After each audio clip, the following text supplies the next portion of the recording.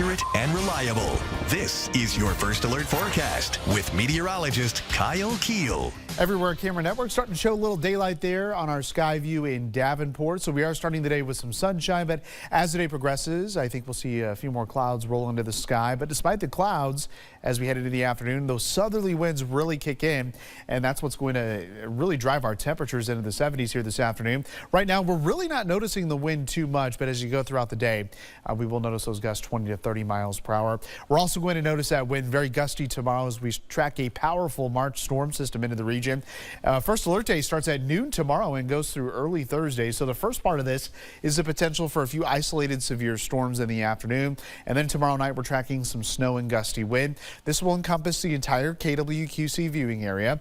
Any severe storm could contain some gusty wind, some hail, maybe an isolated tornado, and then snow and wind will be the primary impact here as we head into tomorrow night.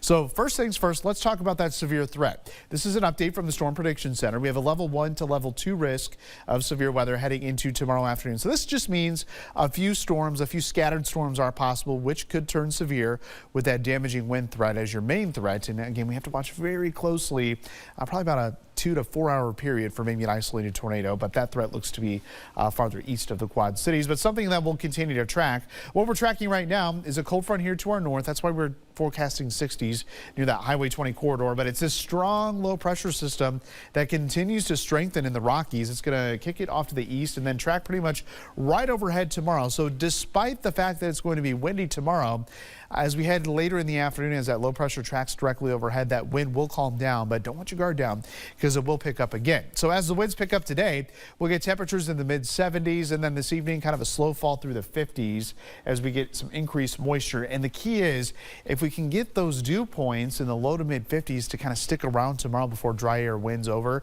and we're out ahead of that cold front, that's where we do have that window of opportunity for some storms. So by this time tomorrow morning, we will be tracking a few showers on First Alert Doppler radar, and the showers will continue mainly near the Quad Cities points to the north through the morning hours. As that activity tracks to the east, we will get that low pressure to move in sooner. And check this out. We're going to see some sunshine here as we head southwest of the Quad Cities. This is where that atmosphere is going to start to destabilize if we can get those dew points in the 50s. And then between about noon and 2 is when we're going to start to see the scattered showers and thunderstorms develop. These will quickly track off to the north and east. So it's all of these storms right here that we do need to watch for the potential of maybe a quick gust of wind up to 60 miles per hour and maybe a brief tornado. So we'll watch these storms track northeast. Severe threat ends by, I would say, 4 to 6 o'clock.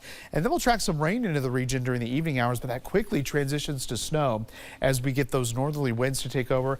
This swath of snow could be heavy at times as it moves off to the north and east, and it will be wind driven as we get wind gusts up to 40 miles per hour. As far as snowfall goes, yes, it's going to be a quick dusting to maybe about 2 inches in some locations. Some models want to put 3 to 4 inches. Don't quite think that's going to happen, but this is mainly going to be on grassy surfaces as, again, we do have that warm ground with temperatures that will be close to 70 here tomorrow. But any snow we do get on the grassy and elevated surfaces will melt here on Thursday with highs close to 50, close to 60 on Friday with rain and more rain chances here heading into the weekend.